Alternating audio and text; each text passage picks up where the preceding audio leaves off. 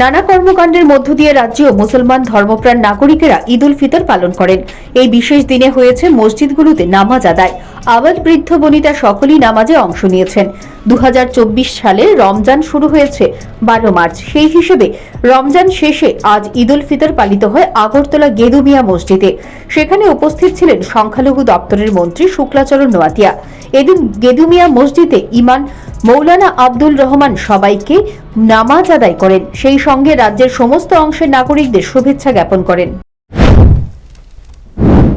ঈদ উল ফিতর আজকে সারা পৃথিবীর মুসলমানদের এক মাস ধারাবাহিক রমজান মাসের উপবাসের মাধ্যমে এবং সমস্ত পাপ থেকে বিরত থাকার অনুশীলনের মাধ্যমে এক মাস রোজা রাখার পরে আল্লাহ তাআলার পক্ষ থেকে একটা বিশেষ উপহার ঈদ উল ফিতরের আনন্দের দিন হিসেবে আসে।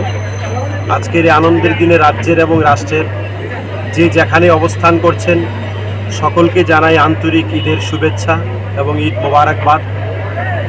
আজকে এই ঈদ উল ফিতরের দিনে আমরা রাজ্যের এবং রাষ্ট্রের সকল অংশের মানুষের জন্য শান্তি, সম্প্রীতি ও সুভ্রাতৃত্বের জন্য বিশেষ প্রার্থনা করেছি এবং আল্লাহ তাআলার কাছে আবারও প্রার্থনা করি আজকের এই রমজানুল মোবারক মাসের শেষ পর্যায়ে ঈদ উল ফিতরকে কেন্দ্র করে রাজ্যের এবং রাষ্ট্রের সকল অংশের মানুষের মধ্যে শান্তি, সম্প্রীতি, ভ্রাতৃত্ববোধ আরও অটুট হোক, আরও সুদৃঢ় হোক, আরও মজবুত হোক। সারা ভারতবর্ষের মধ্যে ইউনিটি ইন ডাইভার্সিটির একটা পরিবেশ, একটা বাতাবরণ আরও সুদৃঢ় হোক, তার জন্য বিশেষ প্রার্থনা ও দোয়া করছি। এদিকে ঈদ উল ফিতরের সমস্ত মুসলিম নাগরিকদের ঈদের শুভেচ্ছা জানিয়েছেন সংখ্যালঘু দপ্তরের মন্ত্রী শুক্লাচরণ নোয়াতিয়া। তিনি বলেন, এই দিনে মুসলমান ধর্মপ্রাণ নাগরিকেরা এক মাস রোজা পালনের পর নামাজ আদায়ের মধ্য দিয়ে সেই রোজা ভাঙেন। সমাজের সকল অংশের মানুষের কল্যাণ মঙ্গলের জন্যই এই রোজা পালন করেন। মুসলিম সম্প্রদায়ের জন্য বিশেষ একটা গুরুত্বপূর্ণ দিন এবং তাদের সারা রাজ্যে এবং সারা দেশে, সারা পৃথিবীতে আজকে দিনে মুসলিমদের জন্য একটা আনন্দের দিন। এক মাস ধরে তারা উপবাস থাকত এবং বিভিন্ন তাদের ধর্মীয় নিয়ম কানুনগুলি মেনটেনেন্স করতো।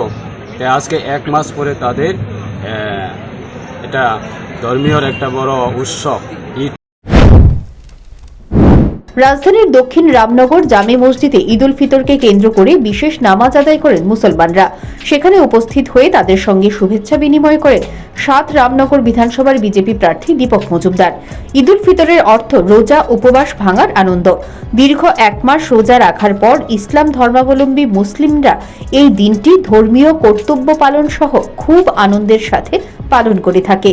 পবিত্র দিনে মেয়র তথা রামনগর উপনির্বাচনের প্রার্থী দীপক মজুমদার রামনগর এলাকার 3টি মসজিদে আসেন এবং মুসলিম ধর্মাবলম্বীদের সঙ্গে ঈদের শুভেচ্ছা বিনিময় করেন। তিনি বলেন, ঈদ যেন সকলের জীবনে সুখ সমৃদ্ধি নিয়ে আসে।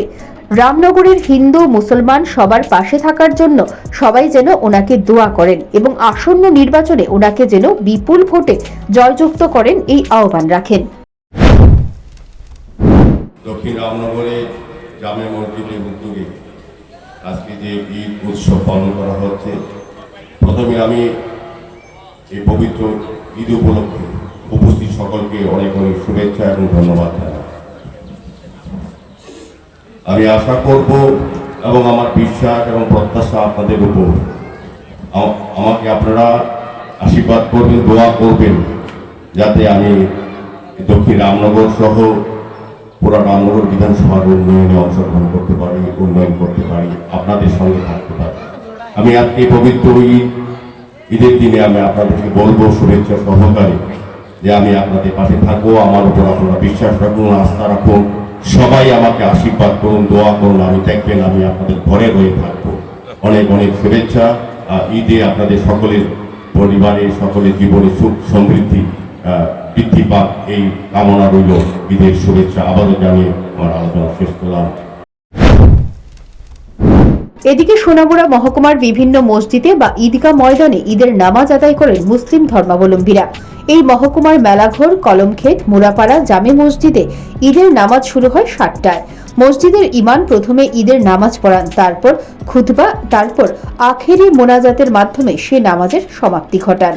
Bureau report, news prime Tripura.